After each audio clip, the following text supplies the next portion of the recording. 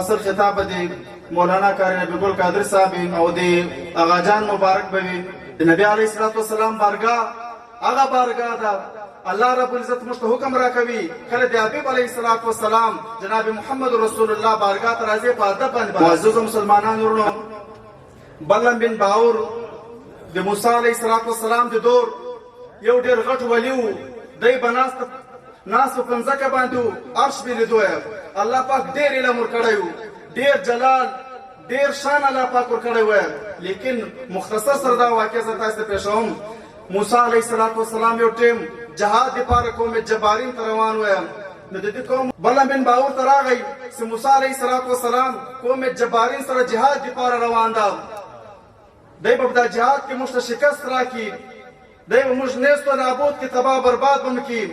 تب د دې لپاره به دعا وکړه چې هغه بلم بن باور د موسی علیه الصلاۃ والسلام د زمانې غټ ولیو. هغه وایي دا خو د الله نبی د ذات به دعا نه ورته کوم، کوم مال سره زر ورکو، سپین زر ورکو، مال جایداد ورکو. نو د مال جایداد د پیسو په لالچ کې راغی. د الله نبی موسی علیه الصلاۃ والسلام ته به دعا لپاره غره ته روان شو. کله چې غره ته روان شو المختصر هلته موسی علیه الصلاۃ والسلام لپاره لاسونه پورته کړو. موسی علیه الصلاۃ والسلام لپاره نعوذ بالله بدعا کوله. الله پاک ورته وویل سی بلم بن باور ما تا ته ډېر شان درکړی دا، ډېر شوکت مې درکړی دا، د اسم اعظم ټول علم ده، لیکن ته د ما دي یوې نبي بې ادبي کوي. په قرآن پاک کې دا واقع موجوده ده. د دې دی مثال شو لکه د سپي راځه به یې راوځړېدله په سینه باندې په دغې حالت باندې الله پاک چې مردار.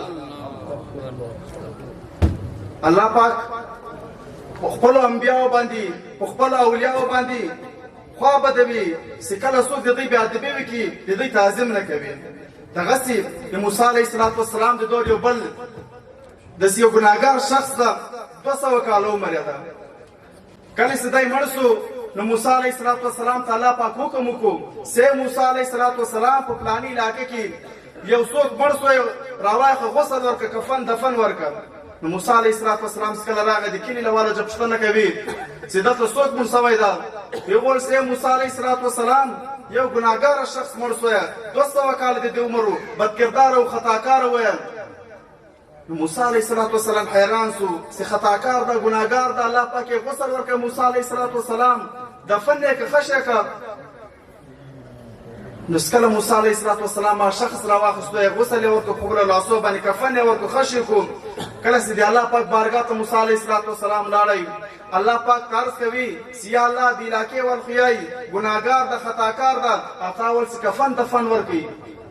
الله پاک ورته وایي ای موسی علیه الصلاۃ والسلام د علاقې والیم درواغ نه یایي، واقع خطاکارو، ګناهګارو، سیاکارو. لیکن ای موسی علیه الصلاۃ والسلام چې کوم کتاب ما په تا باندې نازل کړی ده، په دغه کتاب به کله تلاوت کوو، په دا کتاب کې به یو نوم راتوی محمد صلی الله علیه وسلم. له دغه نامه سره به محبت کوو او د دغه نامه به احترام کوئ، د دغه نامه به ادب کوو. ای موسی علیه الصلاۃ والسلام زه اوس دې محبوب علیه الصلاۃ والسلام جناب محمد رسول الله صلی الله علیه وسلم یاري ته وګورم او که د ګناه ته وګورم. یعنی خطاکارو، بدکردارو، لیکن د نبی علیه الصلاۃ والسلام د نامه تعظیم به کاوه. د نبی علیه الصلاۃ والسلام نوم مبارک باندې به کول په لسترګو سره به ولګاوه. الله پاک هغه د نبی علیه الصلاۃ والسلام د تعظیم له وجې د ټولو ګناهونو معاف کړي، جنت ته داخله کړي. ما تا خو لا اله الا الله محمد رسول الله کلمه ویل ده. بیا شیخ عبدالقادر جیلانی رضی الله تعالی عنہ غوندې پیر لرو د تاکي د نبی علیه الصلاۃ والسلام ادب وکړو، نبی علیه الصلاۃ والسلام سره محبت وکړو. نو الله تعالی به ما ته مغفرت وکړي او الله پاک به له هغو خلکو سره موږ تاسو ته جنت کې ځای راکړي. واخر دعوانا ان الحمد لله رب العالمین.